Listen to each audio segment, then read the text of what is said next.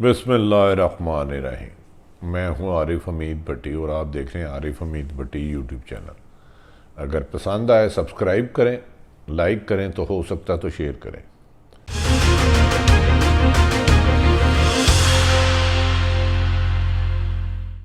नाज़रीन, दो तीन खबरों के साथ हाजिर हैं। पाकिस्तान में लॉकडाउन से पहले नॉकआउट हुए कुछ लोग।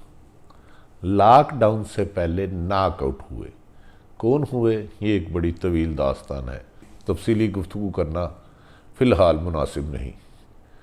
ताहम लॉकडाउन के बाद सरकारी अदादो शुमार के मुताबिक पेशेंट में, मरीज़ों में कोरोना के नुमाया तौर पर कमी आई ना होने के बराबर है। बहरहाल इसके असरात बेहतर आए, जिसके असरात बेहतर आए वो फ़ैसला बेहतर ही होता है। वो कि ये फ़ैसला करने वाले और थे, ऐलान करने वाले और थे।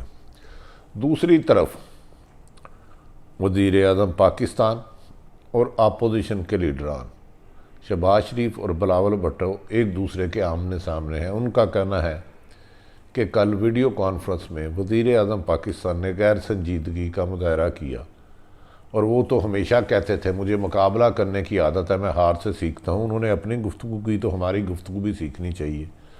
जबकि वज़ीर आज़म इमरान खान के करीबी हल्के कहते हैं कि अगर वज़ीर आज़म को ज़रूरी काम जाना था तो अपोजिशन लीडर शहबाज शरीफ या बिलावल भुट्टो अगर अवामी खिदमत के लिए आए तो उन्हें बैठना चाहिए था। वज़ीर आज़म चले भी गए तो कोई बात नहीं। खैर, ये बहस मुबासा, ये सियासी जोड़ तोड़, ये सियासी कलाबाजियाँ तो इस मुल्क में लगती रहेगी। नाज़रीन, पाकिस्तान में कोरोना के बढ़ते हुए वायरस पर सख्त परेशानी थी। न सिर्फ पाकिस्तान, तकरीबन दुनिया के 190 ममालिक में इसका खौफ तारी था। पाकिस्तान में लॉकडाउन से अवॉइड किया जा रहा था और वज़ीर आज़म पाकिस्तान मोहतरम इमरान खान साहब एक ही ज़िद पे अड़ गए थे कि मैंने लॉकडाउन नहीं होने देना, और उसकी वो मुख्तलिफ वजूहात भी बयान करते रहे। गो के इकॉनमी पाकिस्तान में जब से 25-26 फरवरी को केस आया है पहला, उसके बाद पाकिस्तान में बिज़नेस तो पहले ही ख़त्म था, जो बिल्कुल ज़मीन बोझ हो गया। ट्रांसपोर्ट कम हो गई, मज़दूरों के लिए काम ख़त्म हो गया और दीगर मामलात में खासी परेशानियां थी। बिज़नेस ना होने के बराबर था। लॉकडाउन में एक रात एक वीडियो कॉन्फ्रेंस हुई और उसके बाद अगले दिन लॉकडाउन का फ़ैसला हो गया। कहा जाता है कि लॉकडाउन के इस फैसले से वज़ीर आज़म इमरान खान साहब सख्त नाखुश थे और कह रहे थे कि मैंने लॉकडाउन नहीं होने देना। लेकिन ये फ़ैसला कैसे हो गया, इवन के चारों सूबों ने पाकिस्तान फ़ौज की मदद भी मांग ली।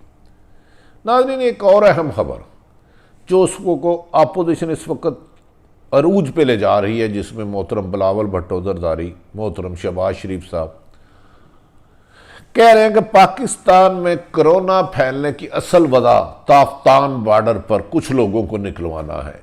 लेकिन बावजूद सैकड़ों दर्जनों मुतालबात के ताफ्तान की इंक्वायरी नहीं की जा रही, उसको फोकस नहीं किया जा रहा। इस बारे में कुछ अहम हल्के ये कहते हैं ताफ्तान से लोगों को निकलवाने वाले के अलावा पूरा पाकिस्तान ये कोरोना का मर्ज में मुब्तला हो रहा है और सख्त मुश्किलात का शिकार है। लगता है ये कोरोना वायरस ताफ्तान में जो गलती हुई है, जल्दबाजी हुई है या मेरिट पे की है, इसकी तहकीकात पाकिस्तान में मुमकिन नहीं, क्योंकि कुछ लोग इसको अना का मसला बना बैठे हैं। वज़ीर आज़म ने जब देखा कि चारों सूबों में क्रैकडाउन हो गया, लॉकडाउन, सॉरी माफ़ी चाहता हूँ, हो गया, और उसके बाद फिर उन्होंने टीवी पर आकर या मुख्तलिफ तरीक़ों से पहले तो इसको ना करने की वजूहात बयान की। हालांकि वो वजूहात, उसका बिज़नेस 1.5 साल से वैसे ही पाकिस्तान में ज़मीन बोझ हो चुका है। कंस्ट्रक्शन का बिज़नेस तो है ही नहीं। हर इन्वेस्टर चीख रहा, चिल्ला रहा है। लेकिन बिलाखिर वज़ीर आज़म को इस फैसले को खुद तस्लीम करना पड़ा, ना चाहते मजबूरी के बावजूद भी। फैसला उन्होंने क्यों तस्लीम किया, ये तो वज़ीर आज़म पाकिस्तान मोहतरम इमरान खान साहब भी बता सकते हैं। हाँ, ताहम उसके बाद वो माशी बेहतर पैकेज के ऐलानात कर रहे हैं और ज़ाहिर ये कर रहे हैं कि उन्हें पाकिस्तान का बहुत ज़्यादा दर्द है। हो सकता है उन्हें दर्द हो भी, वो महसूस भी करते हों कि गरीब को एक वक्त रोटी ना मिले तो उसकी कैसी हालत है।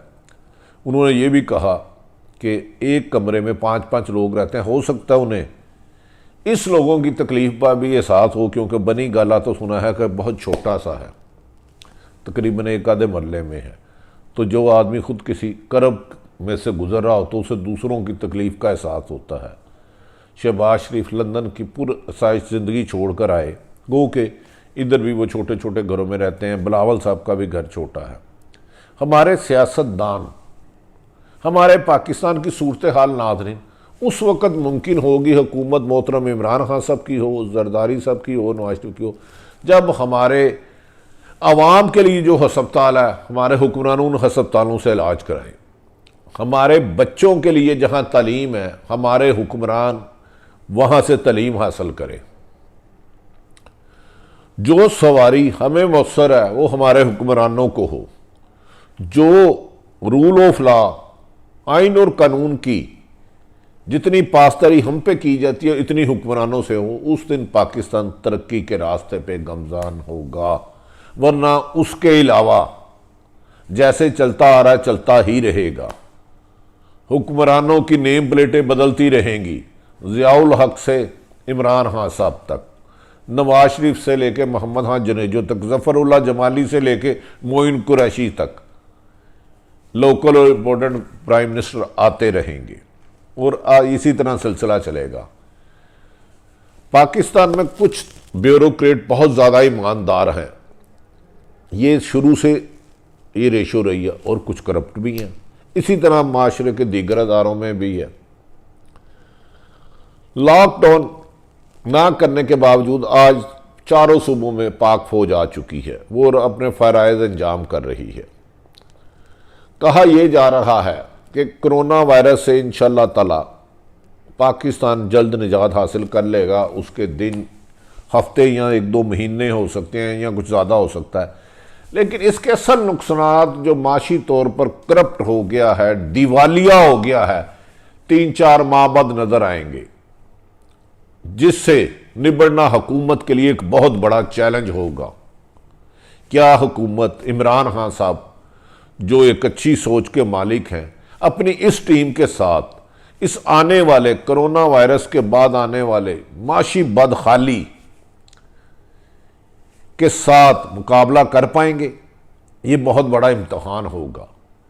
और यही कहा जा रहा है कि इस वक्त अपोजिशन जान के कुछ ऐसे मुतालबत कर रही हैं, अगर वज़ीर-ए-आज़म वो सहूलतों का फौरी ऐलान कर दें तो हुकूमत दिवालिया की तरफ जा सकती है।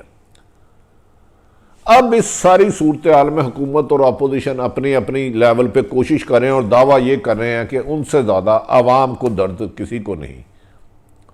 लेकिन ये उससे ज़्यादा कड़वा सच है कि अवाम जिस तकलीफ़ में आज मुब्तला है शायद पहले नहीं थी। आज तालीम और सेहत की सहूलतें देने वाले अपोजिशन लीडर बेपनाह दावे कर रहे हैं। इवन के सिंध हुकूमत जो कंपैरेटिवली सारे मुल्क में मुकाबला ले गई है अच्छे काम करने में, उनके पास भी वेंटिलेटर ना होने के बराबर था। पूरे पाकिस्तान में 1500 वेंटिलेटर है। ये मादी में हुक्मरानों वालों के लिए उनकी कारकर्दगी के लिए एक आईना है, अगर वो देखना पसंद करें। मौजूदा हुक्मरान जब से आए इन्होंने हेल्थ और एजुकेशन को बिल्कुल इग्नोर कर दिया और गैर मुंतखब नुमाइंदों के जरिए पाकिस्तान को के ऊपर हुक्मरानी शुरू कर दी। अवाम का एहसास करने की बजाय IMF, वर्ल्ड बैंक की शराइत पर अमल दरामद शुरू कर दिया। नाज़रीन, अब यह वक्त आ गया है हमें हुक्मरानों की तरफ नहीं देखना। जो साहिब हैसियत लोग हैं उन्हें पाकिस्तान की तरफ देखना है। हमारे जो पॉलिटिशियन हैं, जो सरकारी रिटायर्ड अफसर हैं या हादर सर्वस हैं, बैरून मुल्क से उन्हें पाकिस्तान से पैसा लाना होगा, वरना कोरोना के बाद आने वाली इकॉनमी की तबाही बहुत खौफनाक पिक्चर पेश कर रही है। अब इस मुल्क की आवाम को, इस हजूम को एक कौम बनना होगा। कौम इसी सूरत में बन सकते हैं अपने से ज़्यादा दूसरों का ख्याल करें, जो बेहतरी सहूलतें अपने लिए सोचते हैं वो दूसरों को मुहैया करें, इसी में बेहतरी है। शहबाज शरीफ साहब ने कल रात भी किसी से मुलाकात की, लेकिन फ़िलहाल हमारी इतलात के मुताबिक हुकूमत इसी तरह चलती रहेगी। MQM हस्ब ममूल 2 वजारतें लेके वापस आ चुकी।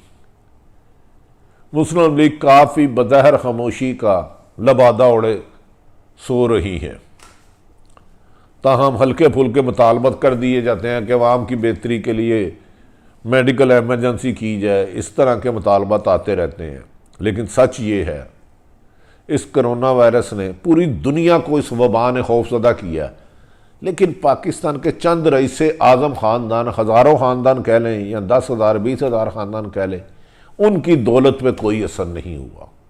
उन्होंने अपना 80% पैसा बाहर भेज दिया है और मुमकिन है कि वज़ीर आज़म के गैर मुंतहिब लोग, इवन में मशीर उनके जो ख़जाना है, वो इनकी इक़्तिदार में जब तक भी रहती है उसके बाद बैरून मुल्क चले जाएं। लेकिन मुझे और आपको, हम सबको यहाँ रहना है।